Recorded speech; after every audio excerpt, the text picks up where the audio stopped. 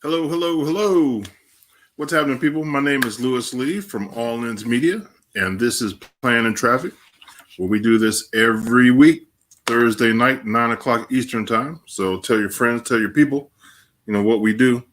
Tonight, we're going to talk about the virus and how it's affecting our industry.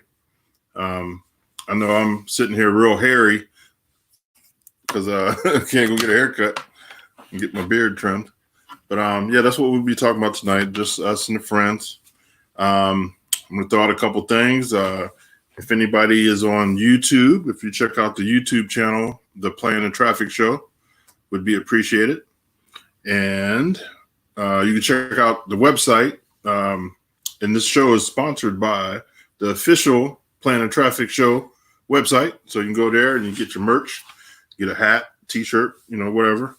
I'm sorry that the cat's going back and forth driving me crazy here. I'm sorry. Let me see who's in the chat room. How's it going, Jim? We got Papa Squirrel. How you doing, Papa Squirrel? Chassis John. We got Brian. Let me see who wants to jump in. Hold on, I gotta cook the cat or something. Get out of here, go play.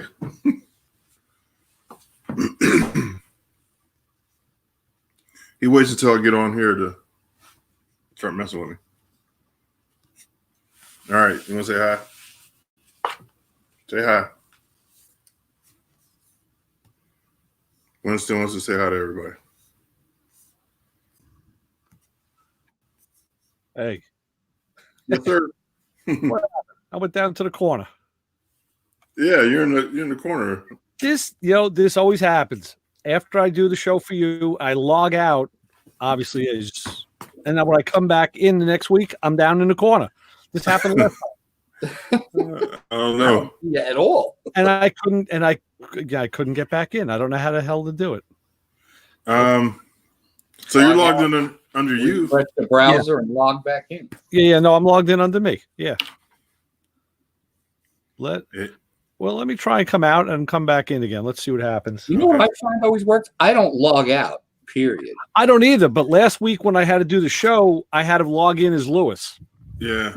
So I logged out, logged in as him, and then I logged out of his account.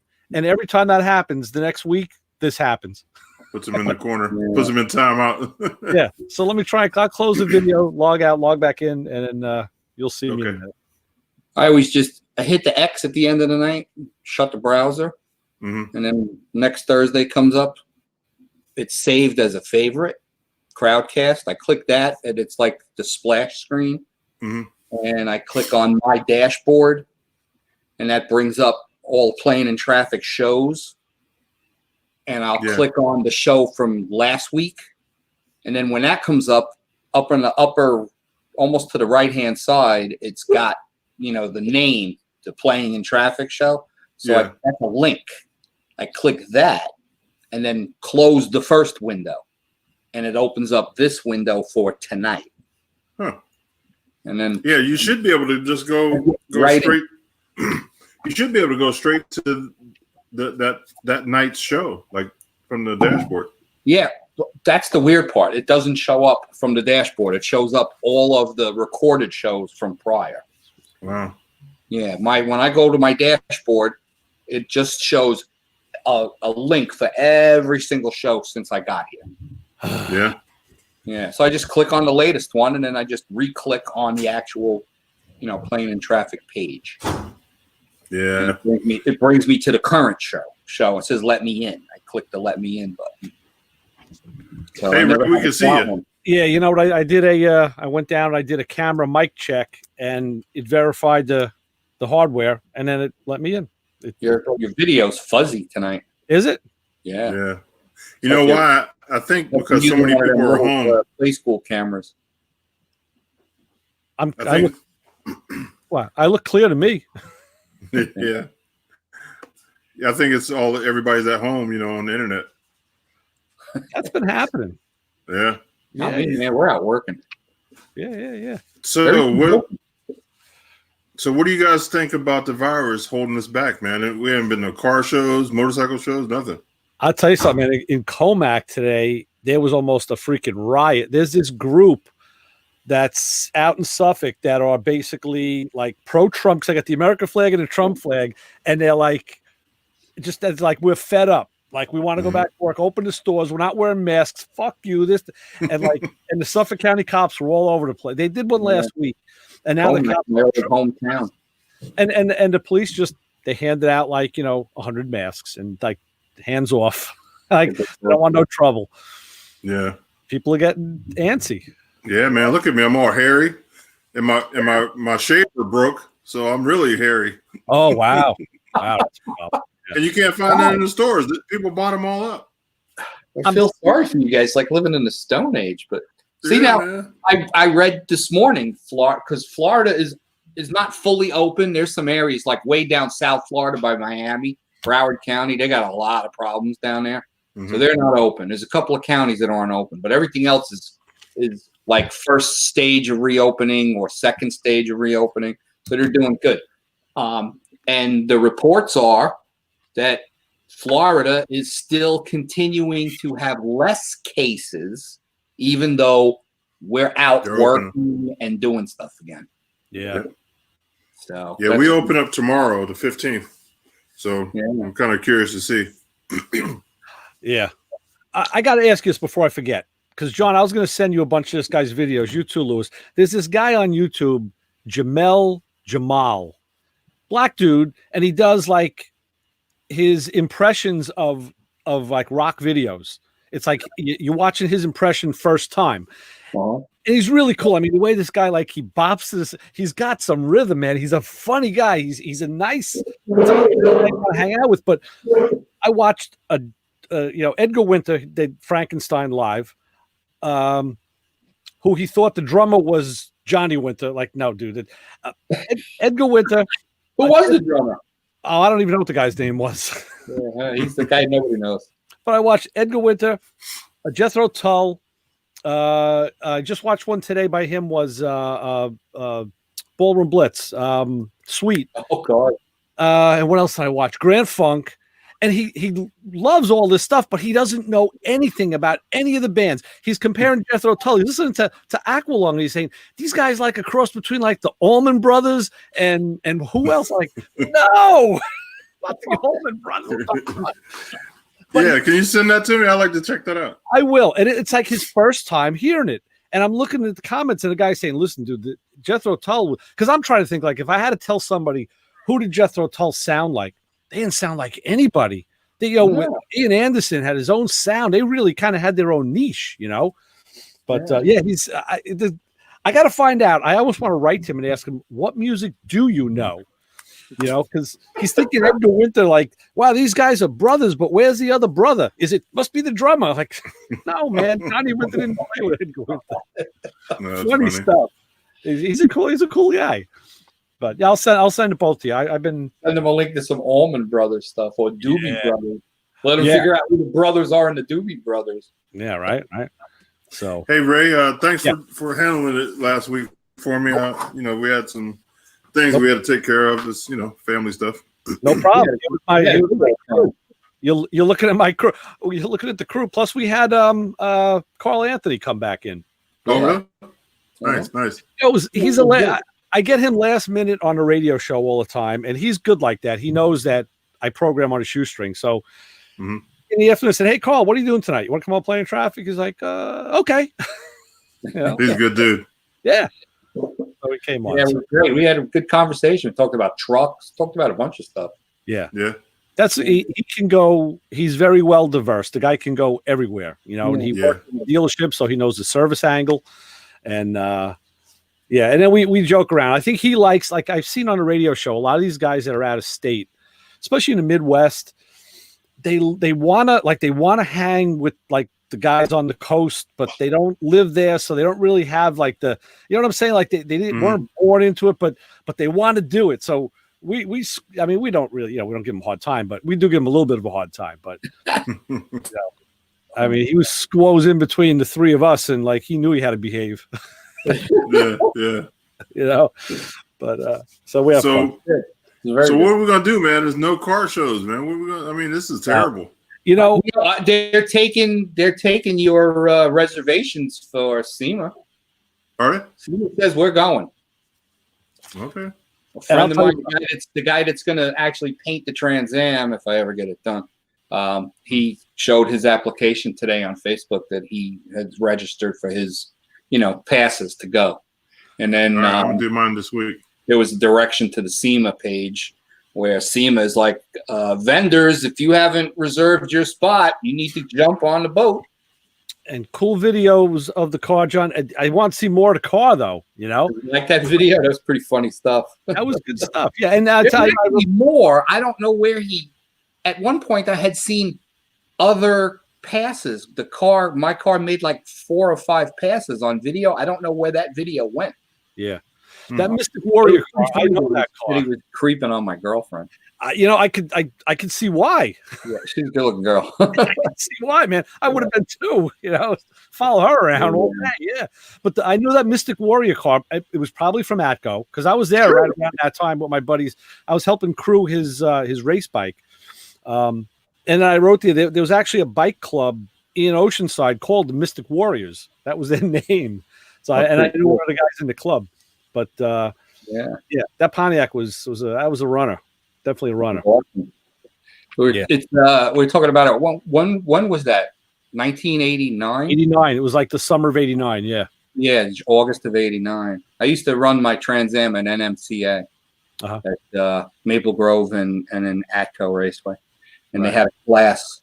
The first time I went, I had found out about this through a friend of mine. And they had a class called King Street. Is it King Street or Top Street? King Street. And it was basically for like pro street cars. The car had to be legitimately registered and insured in your state. And it had to have X amount of, street gear. But you were allowed to have basically a race car with license plates. You were allowed Lexan windows. You were allowed fiberglass body parts. You had to have 2 seats, but you didn't really have to have an interior. Right. So all of that stuff. Slicks were allowed. Open mufflers were allowed. Any size engine, any power adders, whatever you wanted to do. And my car fit perfectly in that class, as the fact that it was a street legal car. It had I would say a full interior as a pro street car, a lot of aluminum with carpeting and 2 seats. Yeah. And I showed up and we had done some testing on Wednesday, open testing, and it was a brand new engine in the car. And the car was running like low 9s. Nice. And, we just sat back. We went through tech. The car went straight through tech. Wasn't a problem. They didn't say anything. And we already knew what the car had run because on Wednesday, I made like 5 passes on the motor that we had already broken in on the dyno and run it on the street for a while. And so I got it all dialed in. It was great. And we just sat back all day Friday. I didn't bring the car out and make any qualifying passes. We sat around on Saturday and just watched and just wrote down ETs on, everybody in the class. Yeah. And when it came time for the very last session for qualifying, I rolled the car into the lanes and blasted like a low 9-second pass at almost 150 miles an hour. And there was like jaws dropping everywhere. Like, what's this? Is this guy with a race car testing here or something? What's he doing? And right away, a bunch of people in that class protested the car. And said, that's so what that video that you saw all those guys with the pink shirts. Yeah, well, yeah. They were going over the car. That one of those was the actual guy that owned the NMCA, Russ. Oh, okay. They came down with the NHRA rule book, and they came down with their rule book, and they checked off each line one at a time and went through it. Yeah, I knew it was the 80s when I saw the pink shirt and the powder blue shorts. Yeah. It was the 80s. And the car went, it flew through tech. It wasn't a problem, and it was a heads-up class. So basically, what showed up at this race was a bunch of guys with some really, really nice cars, but the money was put into the looks I'm gonna say. A lot of chrome, a lot of polished stuff, candy paint, the whole deal. I mean, there was a guy there with a beautiful 65 Mustang with a blower on it, and the car wouldn't go better than like a 1350. There was a 65 Mustang on one of the videos. He was in the far lane. Yeah. But man, I remember being in the stands at ACO and whenever whenever you were videoing, that freaking phone pole was right in your way of getting always in the way. the clock. Always. I want to go and cut that freaking thing down. Yeah. So the class consisted of all of these guys that fell into the class, but not one of these cars was built to the class. Right. And it's not like I built my car to the class. I built my car to do what I want to do. I just happened to fall into that class. You were lucky, yeah. I was right there, So I got a question. Which is the chat room working? Yeah. Because I keep trying to post stuff and nothing's coming up. It's like black. Really? That white Roadrunner was nice too. What was it? White. Yeah, I just typed in the letter B. It's working. Okay. So, yeah, on mine it is. Yeah. Well, everybody in the chat room, I'm sorry, I'm trying to send you stuff. On They're not in the green Sunday, room, are you? on Sunday, No, when I pulled into the staging lanes, nobody wanted to pull up next to me. Yeah. It was hilarious. So they all stayed at the back of the lane, and Russ came down and told the guys, he goes, look, this is a heads up class. And this guy built a car that fits the class. And you guys obviously spent your money on chrome and fuzzy tights. Right. Whereas this guy put his money into going fast. Yeah. So he's like, you either line up and race, or you can all just go home and forfeit the money that you paid. Because if you're not going to, and he came out with the God's honest truth. How do you know this guy's not going to blow up? How do you know he's not going to completely screw up, miss a gear or something, and you sneak right past him? Yep. So, Right. Oh, it happens all the time. Yeah. So I, was standing there while these guys were all like kind of flipping out, going like, "Why are you even here?" And I'm like, "Why not?" I said, "All right, I'll tell you what." I said, "I'll turn off the nitrous oxide." Right. And even though it's a heads up race, I said, I'll give each and every one of you a head start. How's that? I said, now you got a better chance of beating me. So that's you still put the hammer in them? I motivate. Like Ray will tell you that one particular video you saw where I forget what I was running, but he left and I counted to 3 before I took off. Yeah, it was deep. There was a car next to me in the other lane, and I didn't even rev the motor. I just sat there, and he got up on the chip, and he took off, and I went 1, 2, 3, and I floored it and got off the trans brake. Yeah. Just went after him. Yeah. Four half track and just destroyed him. Car hooked nice too. Car hooked real nice. Yeah, it hooked real good. So it was fun. Those were some fun days. So I did that in a row for like 3 years. I won 6 races. The races at Englishtown, ACO, and the races in Maple Grove. Uh-huh. And then they wanted me to go out on tour. They were going to put a bounty on my head. If you could beat this car and your car's totally street legal, we'll pay you, $5,000. But the chassis shop was getting busy. I didn't have time. But yeah, those were some good days. It was nice. Yeah. It was That'd fun. have been cool. Yeah. Yeah, I had a good time. Yeah. So Brian, what are you seeing at the dealerships and stuff? Your mechanics? Dead. Really? Yeah. Yeah. This is a shame, man. It's not good. Hey, Brian, what's the My word on body it? shops are really empty. My dealerships are really. It's not fun. It's not a good subject. So let me ask you the word on the street, because I caught this from Clay Kuhn. He did a video. He had a Mack guy show up with a 26-foot truck. And I'm telling you, this truck was stocked better than any tool truck I've ever seen. And like the Mack guy don't show up. And he's doing an invitational meet. And I'm seeing on social media, Mack is posting shit. They're making this like frontal assault all of a sudden. And I'm thinking like, okay, that's fine. But where are the guys? Like any word on that? What's going on? Have you heard any buzz? Well, I don't know. I was reading a little bit on our Squirrel page. We have a Facebook page, and they had somebody had asked Mako Michael about this guy, and supposedly, if I can understand all the threats correctly, I don't know. I had to ask some more questions, but that guy is a employee.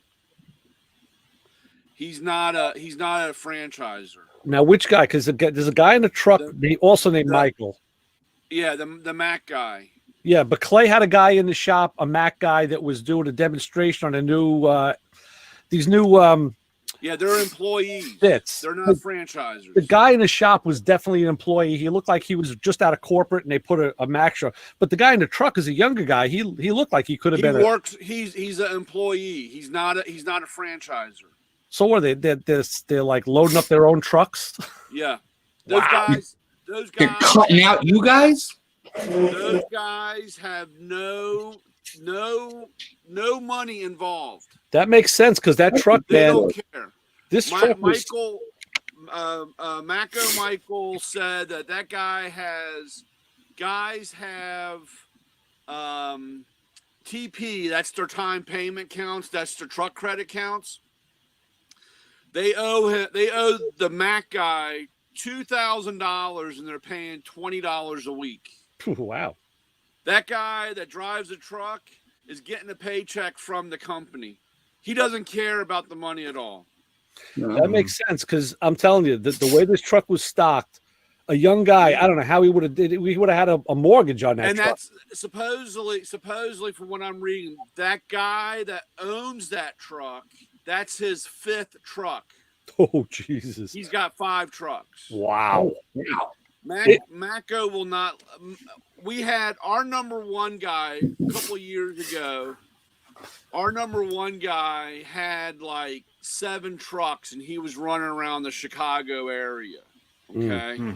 And Mako finally kind of cracked down on him and said, hey, look, if you're going to drive these have to be franchise guys, and they have to pay, and they have to do this. And there was a whole bunch of stipulations in that. And the guy said, I'm not doing it. Well, they said, they finally were able to get him to move on. And he's actually with Mac right now because Mac doesn't have that type of franchise or those type of rules or whatever. So he was running multiple trucks under one franchise agreement. Yeah. Right. And so if he's got 6 trucks, he's got 5 that are total gravy. Right. Yeah. Yeah. Yeah. I noticed the presence. Everybody wants their piece of the pie. Yeah, but you know what? Business is business. Yeah. So, years ago, I mean, that's how like that guy was an older guy, and there's different agreements or your franchise. Of course, they tweak them every year.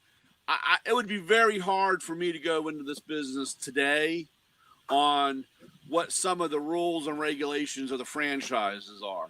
Really? Where a lot of these guys are really strapped about they can't buy outside, they can't, you can't do a whole bunch of stuff. And it's kind of like, it's you have the corporation still has so much control, even though it's supposed to be a franchise and you're working. That's why I get mad sometimes because how hard you try to deal with it, then they cut you down. I mean, it's like not to go into it too much, but my Rat Fink mask I made. Yeah. Well, I got a letter from the corporate lawyer telling me cease and desist because Really? I, had an issue. Really? And you're like, well, dude, you guys aren't making anything, and I'm trying to advertise. Right. Mm-hmm. So, it's kind of, but that guy, That's terrible. What I understand, that guy works for another guy, and I think he's a corporate guy. And years ago, we had corporate guys running around in Ohio around our mother base, and they tried it, and they found out that these guys didn't care. They go in and lay out tons of product, But they didn't care if they got paid because they were getting a paycheck. There's no risk. Right. Yeah, they're not chasing after the money. Right. So then they say, "Hey, look, you got to go collect money." Well, when you gave a guy $2,500, $3,000 worth of credit for $20 a week, and you're saying, "Hey, dude, I'm supposed to be on a 6-week term, so that means you got to pay me $480 a week." The guy says, "Go F yourself." Yeah. So, and then, and they just, it's great.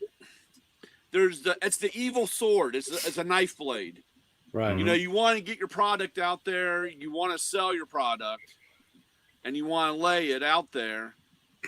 And you have an employee doing it, but when he has no risk or no obligation, it kind of falls through the cracks. Yeah. No skin in the game. Yeah. That's why Votech, I hate Votech in that. And of course, all 4 guys are in Votech. Cornwell, Mac, Snap-on, and Mako. They're all in the kids. Gear wrenches too. Huh? Gear wrenches too. Yeah. They're all in there in these schools selling stuff, but they sell it to these guys for 55% off. Yeah. So what happens is the kids, hey, I'm opening up a school. Yeah. Well, the kids buy the stuff, and then the first time they come out to the truck and they say, "How much is that impact?" And you tell them $500, and he's like, "Man, I bought this thing for $160." He thinks I'm ripping him off. Right. Mm-hmm. Well, and I'll be educated. That was then. I know when my brother started at the I think it was at a tire shop. The Snap-on guy, they had a plan where they gave him a box. He bought a top box.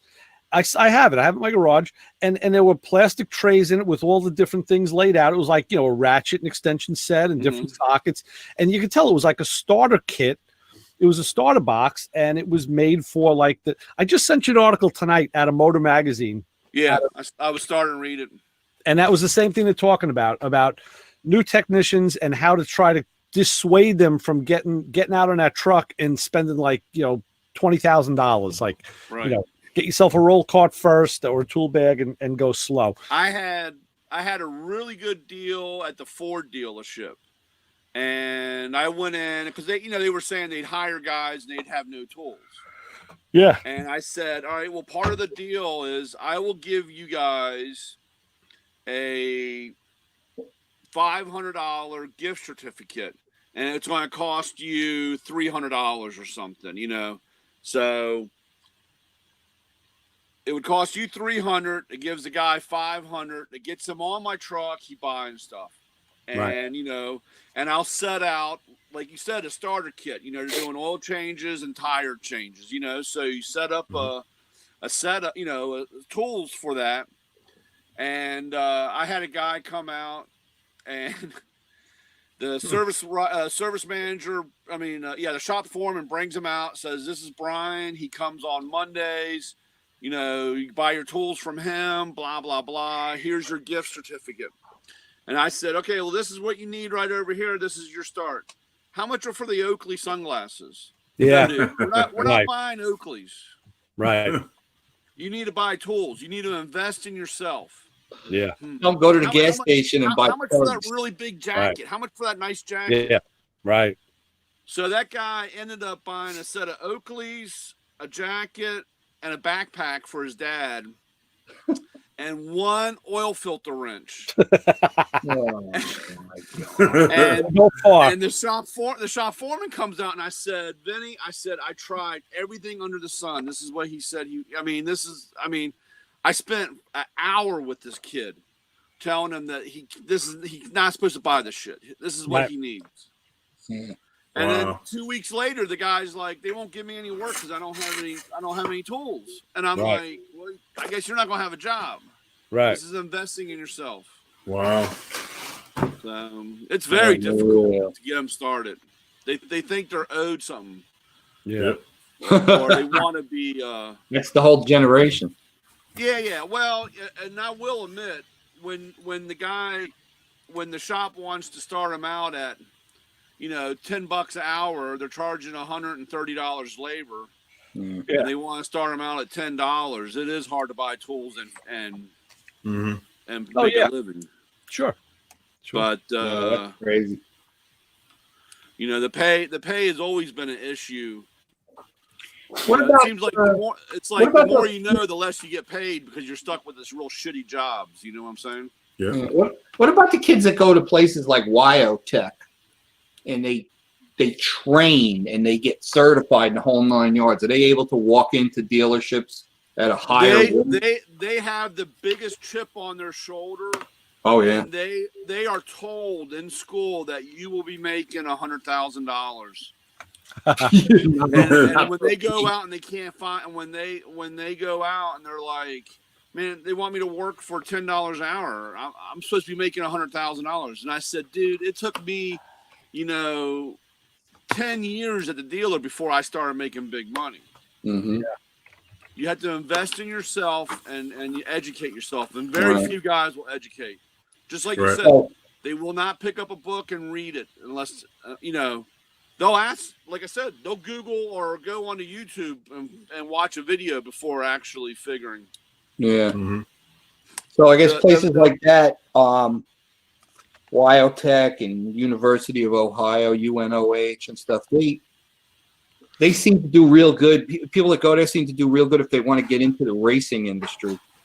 Yeah. Because a lot of the pro teams will go in there and they will pick people to work in Top Fuel, Pro Stock, Alcohol Dragster, so it may be geared better towards that than becoming somebody that works at the BMW dealership. Yeah. Yeah. It's really, it's really difficult. And years ago, when I was at the dealer, I was offered a position at Champagne Porsche down in Florida. And they did all the race stuff. They did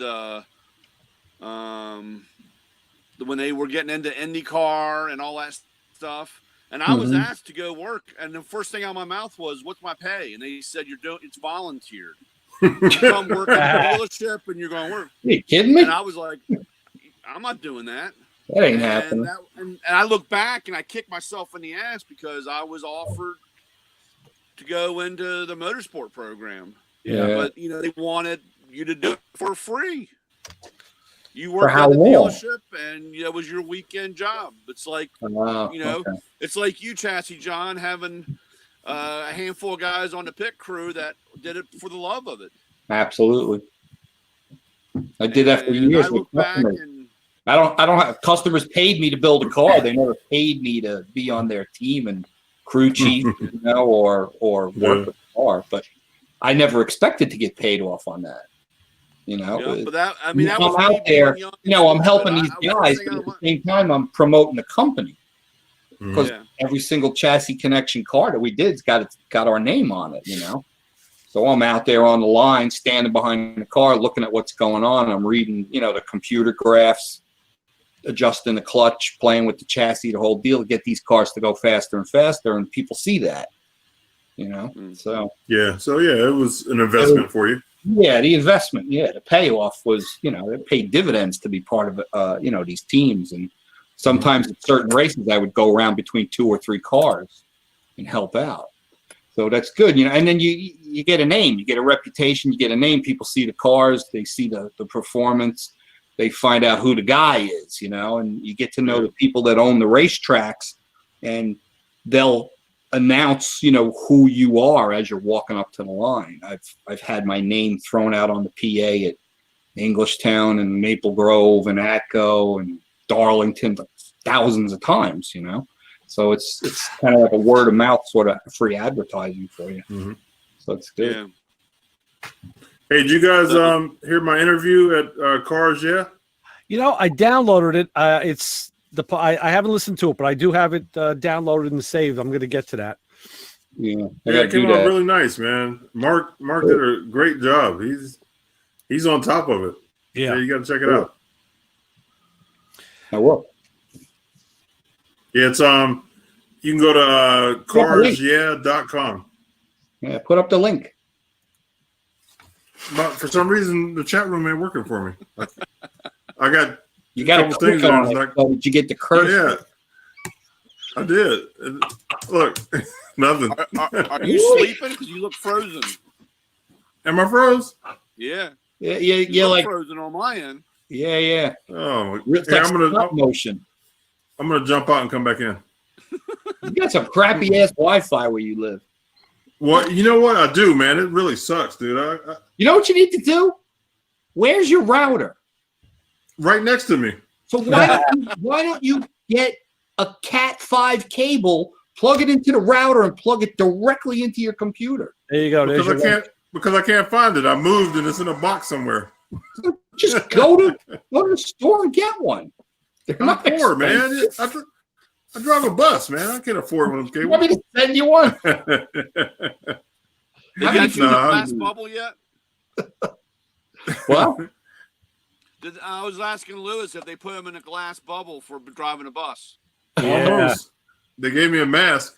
really? You know, one of those shields. Yeah, they gave me a A shield. face shield? Yeah. Yeah. Oh gosh. I said, fend for yourself after that. I just sent you guys the Jamel Jamal links. So what he does Focus by Hocus Pocus. It was one of the Oh, and kidding me. he's got this cool way like he'll stop the video and he just like looks at the camera and he just looks at it and doesn't say a word. And then he'll react. He's like, what the hell is that guy doing? Right? He's got to be astonished when he starts yodeling. it's hilarious. Hilarious. Crazy stuff, man. Crazy stuff. That's great. Ugh. Okay, I see the chat room now. Hi, everybody. You look forward, too. Working? Yeah, it's working. Yep. It's Yeah. Oh, yeah, there you go. All right. Oh, thanks for putting up the link. Yeah. And man, it Yeah, came the out really video good, is nice man. and smooth now too. Yeah. Got a better Yeah, connection. I got a cable somewhere, man, but it's in a box. Yeah, you just got to plug in, man. Go direct. Yeah, I'm right next to the router too. Like I'm touching it right now. I'm lucky. I have really good Wi-Fi here. So all my computers are direct all through the router, but the laptop works on the Wi-Fi. And I'm in the garage, and my router's got to be 30 feet away. Yeah. I'm direct to a piece. Got to go through a couple of walls before it gets here. I finally hooked up my TV hardwired. I've been wanting to do that for a while. I finally made the cable. There you go. oh, Yeah, I need to do that too. Our Wi-Fi here is really bad. I can't believe it. And the AT&T station is 4 blocks down the street, so Wow. I should be on fire. But Yeah. Yeah. it's junk. We have that Verizon Fios fiber optic deal. Yeah, Yep. It's real quick. that's good. Bought up all of the Verizon stuff is a company called Frontier. Uh-huh.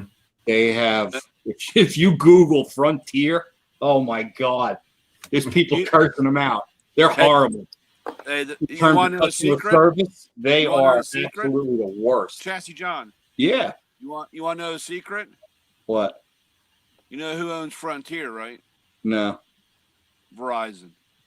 Really? Really? So why would they do that? Well, they just Why like would they a do that? Because the government got on them about multi. Multiple. Yeah. Yeah. My So- monopoly. That's like AT&T, like your internet stuff. Yeah. They buy that stuff from Verizon. Unreal.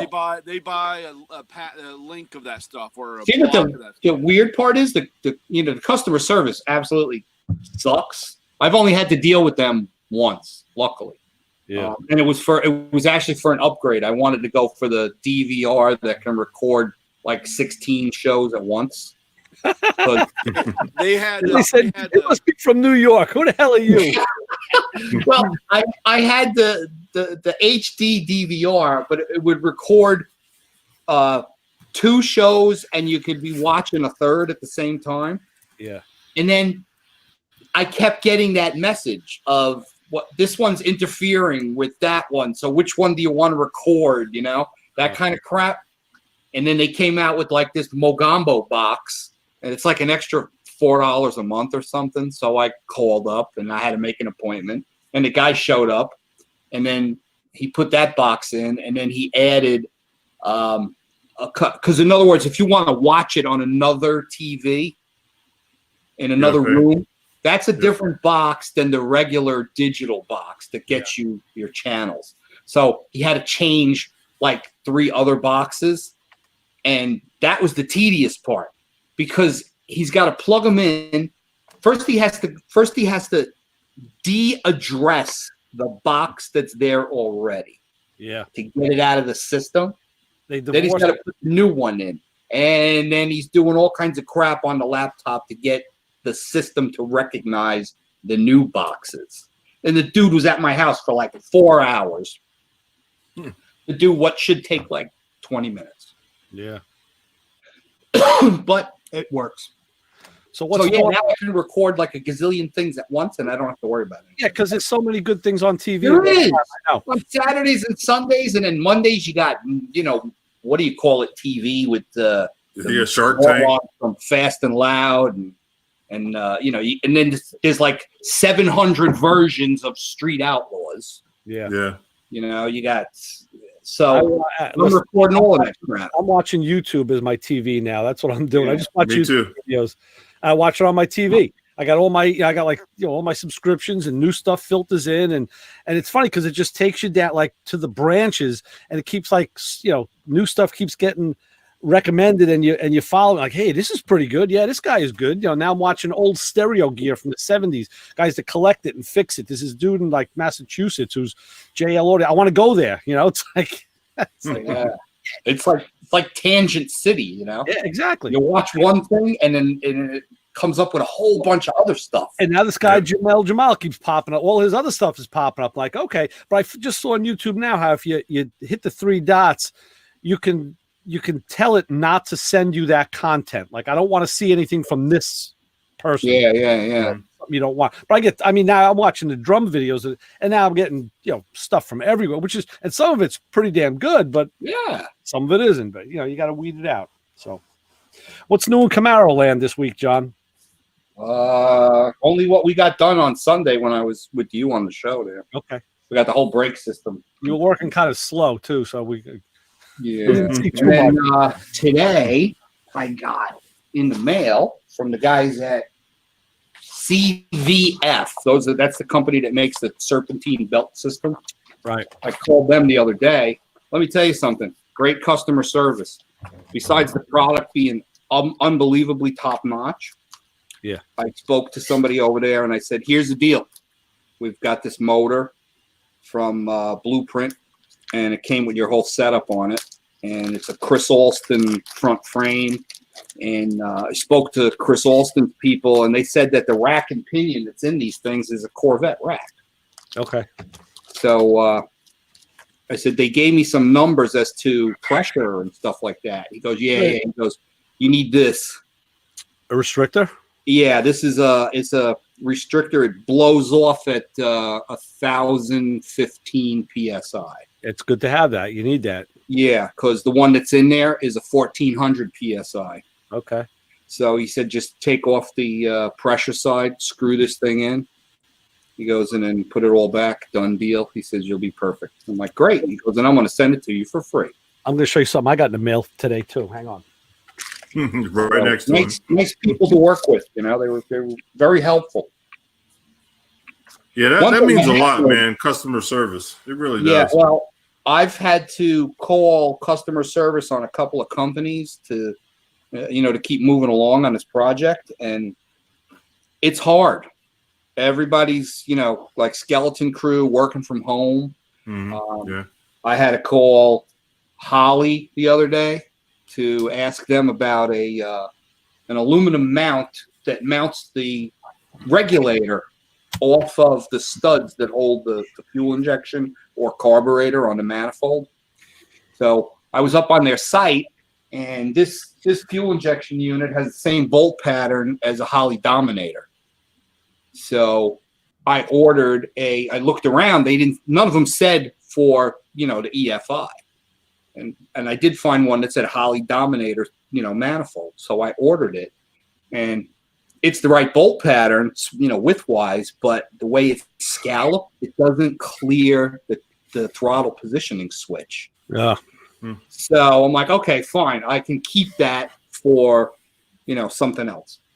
I called Holly, and I was on hold with Holly for almost 30 minutes before a rep picked up. Really? But I'm not aggravated over that. I just had it on speakerphone and doing what I got to do, And he said, "No, we actually don't make one." He goes, "We make one for the smaller fuel injection, but not for the monster that you have." Wow. And I'm like, "Well, you make one for a Dominator." He goes, "Yeah." I go, "It's a matter of just kind of moving the numbers around a little bit to get away from the TPS." That's it. And he was like, "Well, I'm going to write that down and I'm going to send that over to product development." He goes, "Because I really can't believe we don't make that." He goes, "That's kind of stupid." That fell through the cracks. Yeah, absolutely.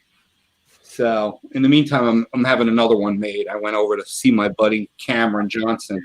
Yeah. And, he's got a water jet. Right. Well, I gave him mine, and I said, "Move the holes an inch out this way." I said, "And then I need you to bend it at a 45 and then bend it at another 45. So you literally drop the regulator down an inch from the same level as the manifold." I said, "So it'll clear, an air cleaner or anything." And he was like, "Yeah, no problem. I'll cut it out tomorrow." So I'm going to go pick that up. So Precision Drum with water jets. Yeah. Yeah. Precision Drum in Pleasant Valley sent me. Oh, there you go. Look at that. That's like bass boat metallic. Yeah. Sent me my sample. So now I can take this to the shop and hold it up to the paint and see if it's going to be feasible. That's going to look good. If I can do it. I don't know. We'll see how I got to see how the colors match up. But the guy up there, Gary, super friendly. He goes, "Oh, sure, Ray, I'll get it right out to you. I'll put it right in the mail tomorrow." I'm like, beautiful. Those guys are great. Like I told you, my buddy Anthony, he does like drum restoration. Yeah. And he has a couple of kits that he bought that he has a couple of bands. And he makes a specific kit for each band based on what that band does. Yeah. So the band that he's doing now is a Creedence Clearwater tribute band. Okay. So he's got a setup exactly like Creedence Clearwater Revival. I don't even know what kind of drums they played. I don't even remember. Yeah. He went back to I think they're in Ludwig, maybe. I'm not sure. I'd have to look on his page. So they were able to make a rap exactly like what he had on one of the album covers. Right. And then there's that. I think Cosmos Factory custom bass heads. I think on Cosmos Factory there was a drum set. Yes, on the album cover. That's the album cover we're talking about. And there's another company that does custom bass drum heads. Mm-hmm. He's got that, and he's got a couple of different ones. And he built his own Ringo set. Yeah, sure. Yeah, when you had a company, right? You can do whatever you want. Yep. He built his own Ringo set and got the rap from those guys. That's exactly like what they had. Right. And he put it together himself, the whole deal. But I think he sent the shells to them. Yeah. Because they will rap for you. Oh yeah. It's the whole thing. And if you don't put the glue right and run it through those, they use these rollers that are rubber, and they literally they slide the drum shell in and then they squeeze it between the rollers. And as they crank it, they feed the wrap onto the drum. This thing this will actually bend like thin. It's almost like thin mica. But I tell you, they did the three of the four drums I have were redone in this stuff, and it bothers me because when I sit in my chair and I look at the tom, it's like they brought the wrap around over itself, like they didn't butt it, because I can see the. Well, usually they don't. They slightly overlap. Yeah, and what will happen with time is if you just butt them up, they'll come separate. Apart. Yeah. The problem is that drum is the one I sent you the picture of that has that floating mount on it.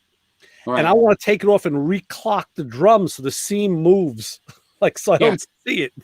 But then, shit. That's what I have. All my drums, my seams are kind of facing me.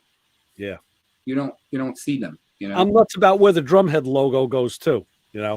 Yeah, I'm a little attentive about that. A little bit about that. Yeah, two of the tom-toms that I have, my 15 and 16 inch rack toms. Yeah. I bought them at a place down in Fort Lauderdale. They were, that like psychedelic, crazy color. that's got like red and green and black, like an acid trip. Yeah, yeah. That's what was on those drums. Wow. They were originally that psychedelic color. And Yeah. I said to the guy, I said, I want these drums, but can you rewrap them for me? And he was like, yeah, sure. Yeah, He wrapped them in black and mailed them to me. yeah. Awesome. I forget what they call that wrap, but it's horribly ugly. Yeah. So 60s. It's like definitely an acid trip. Yeah. Hey guys, I got to jump off, but I was going to jump Terry in to see if he wants to jump in. All right. Yeah, man. And next week, I think I don't want to say it because if you don't show up, then I'll be stuck again. But we have some people on the list. All right. Good enough. So I'll post it and let you guys know. Cool. But yeah, go check out that interview if you get a chance. You Yeah, want me to don't do try that. and get some people? No, Correct. not. It's just the time. You know, people are at home and their time is kind of messed up. So Yeah, You know, I mean, it's like I got some crazy friends that would probably come on here without, like Yeah. Tim McCamus. He's like Gun Ho America, Yeah. China, the whole 9 yards. You gotta save him for your podcast. He puts out a video like every couple of weeks, and he's in Johnny space. P Hour. I'll send you a link. I'll send you a link to the pre-form that they can just go on and fill it out, and then do that. I get them all set up. Yep. Okay. And then I got a good friend from Texas that freelances for the RPM magazine. Have you ever seen RPM magazine? Yep. Comes out of Canada. Every feature is in color. His name's Toby Brooks, and he's building this awesome Mustang, and he has been through hell over like 5 years of finding a chassis shop, and then the chassis shop goes out of business, and then the next Wow. one rips them off. Oh my God, I feel so bad for Toby. Sounds like a But body shop. finally getting it together. you know? Yeah. Is that out of Canada or Texas? He's in Texas. The magazine comes out of Canada. Oh, but what about the car? Where's the car at? The car's down in Texas. Oh, okay. Yeah. All right. Yeah.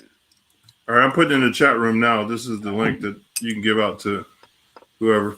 You know, Brian, I got to tell you something. I was at the shop last Saturday working on the Chevelle, and one of the guys came over to work on the Mustang, and he happened to have an air blower with him. So instead of taking mine out of the bag, I just grabbed his to blow off my dusty pants, and it was a Matco blower. And I tell you, man, I pulled this trigger and said, "Whoa!" And I looked it up. It's oh shit, I think I have it upstairs. It's what are the names of the blowers that you guys have now? Cyclone was a Cyclone, or See, why doesn't my phone show up on the damn camera? I can't see anything. I know. Yeah, It's come closer. Come close. There, yeah. You know why? close. All right, hold it. Light. Okay, but it's got a glare. I can't make Yeah, it it's out. terrible. It's totally blared out. Yeah. It's the Cyclone. Is it Cyclone or There was another name I saw. What was the other name I saw on I looked on the website. It's and they have like the different tips. He had the cigar shaped tip on it. This thing was a kick ass air blower, man. It's gonna be on my next Yeah. list. that has the if it's the one it had the screw in pipe, you can make it longer. That's what it Was looks that the like. Yeah. one? And then it had the different tips on it so that when OSHA comes in, you can put the smaller blows I did left. see they had on the website, they did have different tips. Yes. Do they really check that stuff? Yeah. I would tell the Wow. ocean guy to stick it in his ass. And then pull the trigger. All right. I just sent you a picture of it. I don't stand for that crap whatsoever. Get Right. out of my life. I'm trying to make a living. Fuck off. You should have been a Comac today. On the corner of Look at my 454. people. Yeah, I know. I know. There All was right, this guys. guy- I'll talk to you next week. All right, Lewis. All right, Stay be well. safe. Yeah, Lewis, All right, thanks. you too. Thanks. There was a guy walking down the guy from News 12, and he wasn't wearing a mask or nothing. He was a burly kind of guy, and the guy from News 12's got the mask on. He goes, "This guy, like I'm telling you, back off." He's like, "No," and he's walking him down the sidewalk. He's like, "Stop following me. You got to keep a distance." The guy's like, "No, I ain't gonna do it, dude." It's like, "You got to stop following me." He's like, "No, I ain't." It was like, Do they still have that reporter on News 12? He was an older black gentleman. He always used to go No. News 12. yeah, he retired. He retired a few years ago. He was a good guy. He was a good He's a reporter. great guy. Yeah, he retired though. Wow. Yeah. Oh man. What happened to Coverman 66? So my buddy Billy was asking me about the Camaro. He thought it might have been your car. I told him that was a customer's car. So Might as well be mine. I got more time in it than anything else. yeah, but it's moving along. You know, it's It's you know, close. I made a list of stuff I need to get. I'm down to like 8 things. oh great. Yeah. Wiring harness. Finish the steering column. From the column down to the rack. Yeah. Oil. Okay. Transmission fluid. Rear end fluid. All right. So fluids. Yeah. Need the brakes. Gauge package. Right. And just a couple of other things, and we're ready to actually rock and roll here. What are your fluid choices going to be? Well, in terms of engine oil, I'm taking the safe route, even though I know it's probably stupidity. I called the company that built the engine. Yeah. Good idea. And they have private labeled oil. I don't know what it is. It could be Rotella for all I know. Yeah. But for the price of the case, you order it online from them and they ship it to you. Right. It's worth it. That way I don't have to say, oops. Right. No, Like, that's here you go. You guys built it. You broke it in on your dyno. You handed me the dyno sheet. You recommended your oil yep. for the first 5,000 miles. The warranty. Yeah. Yeah, warranty. I'll buy the kid enough to go 10,000 miles. You know what I'm saying? And he ain't gonna do. Yeah, he's not going to go doing 10,000 miles in a year. I'm never going to go 10,000 miles on this car. No. No. I found a really good. I didn't know that. I was looking around. I need a drive shaft. Oh. So I was getting ready to go buy a yoke from Strange and then come up with the dimensions and then call a friend of mine in the Carolinas who used to be on Long Island, drive shaft shop. I got a guy here at the Didn't block say that. here, Nassau Drive Shaft that builds shafts. Yeah. And then I was talking to my buddy Cameron and he's like, oh, dude, you got to go to PST. They're in Clearwater. Uh-huh. They make drive shafts for everybody, carbon fiber, aluminum, a couple of different types of steel drive shafts, the whole deal. And The they do QA1 or whatever does the same thing. Yeah, pro mods and the whole deal. But these guys are local. I could just I told the guy, I said, hey, can you give me a drive shaft if I'm just giving you a measurement from center to rear U joint, Sure, at ride height to the seal on the transmission? that's how they gave me mine. Not a problem. That's how I got mine from Kiesler for the Tremec Tranny. Same thing. So just take a measurement. They showed me where to take it from, to and from. Right. I sent the guy a measurement, and I think it was like in so amount of 30 seconds or whatever. And the guy wrote back to me, he goes, I've never had anybody give me such a detailed measurement. I'm like, you want it in thousands, dude? I'll give it to you in thousands. I'm like, it's no big deal. All he needed to know from me, which I already knew, it's a 1350 series joint at the rear. Right. So that's not a big joint. Yeah. 1350 is big. There's bigger now. I'll be running a large. I think it's a 1370 or something is the next size up. 1350's been like the standard of race car heavy duty stuff for years. I can't remember. I think I'm running a 12. When you start making numbers, up in the 2,000 to 3,000 horsepower range, they went larger. And he asked me to, give him the dimension center line to the seal, and then he says, how much is the tail shaft sticking out past the seal? Give me that dimension. And then he wanted to know if the tail housing is a bushing, standard type bushing, or a roller. Right. So this one's a roller. Yeah. On the tail shaft? Yeah. When you build a high performance GM tranny, they put a roller bearing in there instead of a bushing. And that changes it. The yoke is slightly different because of that. Yeah. Now you'll be fine with that. They'll hook you right up. Go to the local guy. He wanted to know. Well, he wanted to know what was going on with the car. Right. And I told him, don't worry about it. I said 800 horse I said, and it's got tires that are like, 11 inches wide in the back, but they're street tires. I said they got just a tiny little bit of sidewall. They're 40 series. He's like, oh, okay. He goes, "Oh, you really got no traction." I go, absolutely not. Right. So it's one of those cars. Well, that's it. So yeah, we're getting down to the nitty gritty here. Then it's going to be Trans Am time. Oh, I can't wait.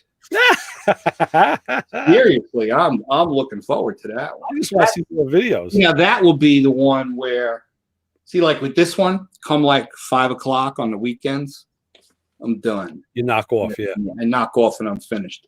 When I get going on the Trans Am, I'll be working in here after dinner, after work, on the weekend till 2 o'clock in the morning, till the old lady starts screaming, because I want to get that thing done. Right. That's a whole different deal. With that, I'm building a car. With this one, I was doing some fabricating, and I'm kind of slamming a whole bunch of pre-made stuff into it. It's a good warm-up. And then having to modify that. I got to be honest with you. Not one sub-assembly on this whole car just went in. Yeah. Other than the front frame bolting into the car. Everything had to have some sort of tweaking or modification done to it. As good as it was produced, I had to mess around with stuff. Yeah. Anytime you buy stuff aftermarket like that, everything needs a little tweaking. Yeah. We're going through that with the Chevelle, even like, the bumpers, like they're aftermarket for the car and they fit, but it took a lot of massaging to get them to fit right. And I don't know why. I can't understand why, and I wasn't part of that installation. I did other stuff, but same thing with a lot of that, those parts. You gotta actually, you gotta go slow, and it's not just to throw it together deal. That's why I wish I kicked myself in the ass. I wish I saved my old fenders. Yeah. My Mustang. Well, I'll tell you this. Every one I've gotten, every aftermarket one I've gotten, man, everybody says, man, I want to have about 40 hours in this. Just to get it to fit. It's like, that's not even starting anything. And I'm like, God, you spend all that, and they're not that expensive. But I mean, you spend the money, and you're still like, have to fix what you bought. I mean, that's what drives me crazy. I was just talking with the guy 2 days ago who put the fender on my car, and he said, he goes, I got to tell you something. He goes, that's a good company. It's good, Mark. And he did have to do a little bit of massage and a little bit of grind. He goes, yeah, everything needs a little bit of tweaking. He says, a car that old, you have to. He says, but I tell you, compared to some of the stuff I've had to do, it was like nothing. It was a joy. So yeah, I mean, some part of it is you get lucky, and part of it is the actual, the parts. And if the car was ever hit or misjointed, and as far as I know, mine was never really hit in the front hard. It was blasted in the rear, but not in the front. So yeah, mine was twisted real bad. I twisted mine. So, well, speaking of good, Mark, I want to get. This is a guy I want to get on this show and have him do the laptop deal from his shop. His name's Randy Irwin. He's co-owner of a company called Real Deal Steel. Oh, cool. They make complete steel bodies, stock steel bodies, Camaros, like 67, 68, 69. They make second-gen Camaros. I believe they're going to start getting into some Pontiac stuff. Just like Dynacorn. Yeah, right, like Dynacorn, the whole deal. Wow. So he's here in Florida, and I've been dying to. He's like a Facebook friend, and I've been dying to actually meet the guy. And it worked out that I had to go into Orlando Monday to do some stuff with the aquarium business. And I called him up. I said, "Hey, I'm coming out." He's like, "Yeah, come on over." He made a post on Facebook the other day. He goes, "What's wrong with this second-gen Camaro?" It was a picture of the car on the jig being put together. And I noticed right away it was Firebird quarter panels. Oh. So it's not a Camaro. He's building for a guy in Australia a 79 Trans Am. Ah, okay. So when I got to his shop, you would not believe the fixturing that they have. Yeah. unreal. All of these pieces within the car, around the outside of the car. So when they take a panel, they put it right on, and then, you know, you got to massage it a little bit. And he showed me, because it was a Firebird, Goodmark quarter panel, which is the exact same style as mine with the big window. Right. Instead of brand new Goodmark doors. And at the top of the door, it's a little long. Yeah. So if it gets to the point where it's good, then the bottom of the door is got a big gap. Oh yeah. So Yeah. what they're doing is they're grinding the top like 5 or 6 inches of the door. Wow. What, you know, top to bottom, Yeah, about right, 5 or right. 6 inches down that curve. Yeah. Yeah. Yeah. Walking the door back until the bottom and at the rocker are right on the money, and then they just re-weld the seam. Yeah. Yeah. You're splitting the inside and the outside. Right. And you just do some, you know, some grinding work on it, and you got a brand new door that fits perfect. But he said, yeah, Goodmark is the company to go with. How long has he been in business? Oh God, for a real long time, very long time. Doing the same thing? Or he hasn't been doing. No, he's worked at a couple of other companies. He worked for Eckler's for a while. Yeah. Great. Good company. Yeah, he's been around. Oh yeah, he's a car guy. He's got a Pro Mod like 70 Camaro. Nice. It's a fiberglass body, Yeah. Pro Mod body on a Nice. chassis with a blower motor in it. Oh, beautiful. It's Pro Street, and he drives it on the street here in Florida. Excellent. Because in Florida, Florida has very relaxed laws. Uh-huh. When I was starting to do some research on what it's going to take to put the Trans Am back on the street here, Right. come away with the decision that if you put a set of headlights and taillights on the top fuel car, it's legal here in Florida. Hey, you know, Bill just asked me. He was asking that those guys that are down in Florida that had their show Trans Am. They would do what the one brother did. Oh, yeah, those guys, huh? Are they still around? Yeah, they're around. Okay. Yeah, one guy did the stock stuff, and the other one did their recreations with the LSs. Yeah. Nice. Yeah, that was a good. We used to talk about that show. Yeah, 2 different shops, about a couple miles apart. Yeah. They do awesome work. As a matter of fact, my buddy Anthony, the drummer, he's got one of their Trans Ams, Nice. the newer style, Yeah.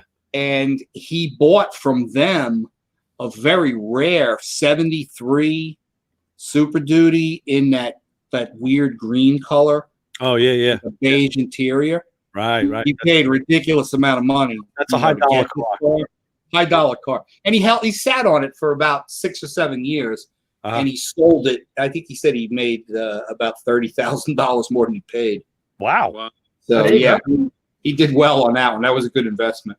Those high dollar. Those guys had a good. In fact, we were talking about that. The way they left it off, they were trying to fit the transmission, and they would hacking off like tail shafts and stuff. Yeah. The problem with that show is there was way too much scripted drama. Yeah. I don't know if it's coming back or not. I don't know. I haven't heard a word about it. They had 2 They seasons. were at the SEMA show last year. I think they had 2 seasons, right? Was it? Is that Yeah. it? Yeah.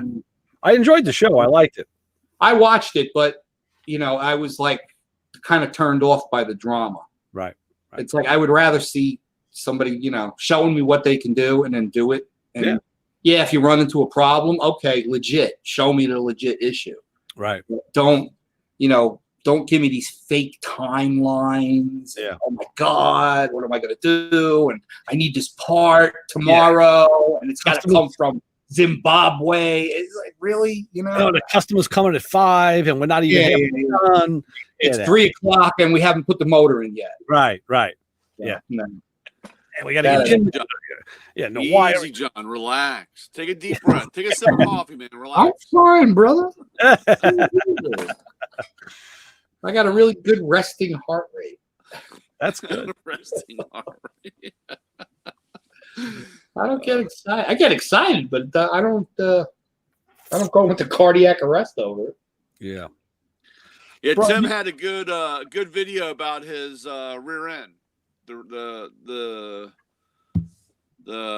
adding a positive or negative. What's it called? Yeah. Who Rear did that? steer. Huh? That when you watched, did you see the newest one? Yeah, the one that came out. He was Came talking out today? about what was it? angling the rear end for drive or whatever, to straighten it Yeah, out. the one that came out today was about what we call rear steer. Yeah, rear steer. Rear steer. Yeah. Whose video is that? Tim McCamus. Okay, all right. Yeah, I love What watching happens his is- videos. All the race cars today have a ridiculously huge rear anti-roll bar. Yeah. Which basically makes the car almost like having a welded-in solid rear end. Yeah, pretty much. There's It's like- no like- body roll. It's like having ladder bars. Right. There's no body roll involved anymore. And that's how you can get these cars to go. But Right. when you got a car that's making 2,800, 3,000 horsepower and a ridiculous amount of torque, having that, let's say, supposed solid rear, the whole car wants to roll over Yeah. and put a ridiculous amount of weight on the right rear tire, Mm. which literally drives the car to the left. Right. Yeah, Now, in the old days, people used to talk about the torque from the motor right. would make the car head to the right. And that's why they airbag one side. Right. Or you would put preload into the four-link Right. and right. put weight down on the right rear to drive the car to the left. Right. Well, right. now there's so much torque that the cars are literally driving left when they're neutral. Mm. So you put some preload in, you see what it does. You do some adjustments on the anti-roll bar by putting a little bit of load in that way, and you see what it does. And if you can't get it fixed, you literally shorten the four-link on the passenger side and move the rear tire like 1/8 of an inch further forward. Wow. You lose stagger it. Wow. And then you recenter the rear end. Ooh. Then you put your flat or two of preload back in. Yeah. And literally No more than the car two. will go straight down the track, yeah. provided everything's, working. You got to hope you don't just climb the wall to find that out. It's not. Yeah, it's well, you know that instantly. 'Cause Yeah. when we do chassis testing, like when we had a guy that was, build a new car, maybe something with a Lanco or a real high horsepower car with an automatic. For the first day, he wouldn't do anything more than get up on the chip and Right. let out the clutch, or get on the chip and get off the trans brakes, 60 and foot. maybe get to second gear. Right. It was Maybe 100 strict. foot. Yeah. That was the way it was. And a lot of times we would launch the car on a test session and then shut down, and he'd back up behind the water box, and I would pull the tin work out and get in there and adjust the four-link without him even unsuiting. Yeah. And then go right back, do another burnout and do another hit and see if we made a change. Right. That's the kind of stuff you got to do. And it's like baby steps. You got to get to the 60-foot clock first. Mhm. Right. And then you keep going. Right. And you hope what you've done doesn't make the car squirrely guardrail hunter on the top end. Yeah. That's I'm thinking Dina Parisi, climbing the wall Right. with her faulty rear setup. But he's That can be a interesting. pain. I And love you could get lost pretty easy, and a lot of it has to do with the track too. Right. So John, how long does it usually take to set the car up then? Now, that sounds like a whole lot of work. It can be. depending on the combination, it could take I don't know, maybe 10, 12 passes. Not really a lot. And no, then you hope the fine. weather doesn't change Fine. too much. Right. Yeah, it's wet. You got to deal with weather. You got to deal with track conditions. We try to get everything done in a day.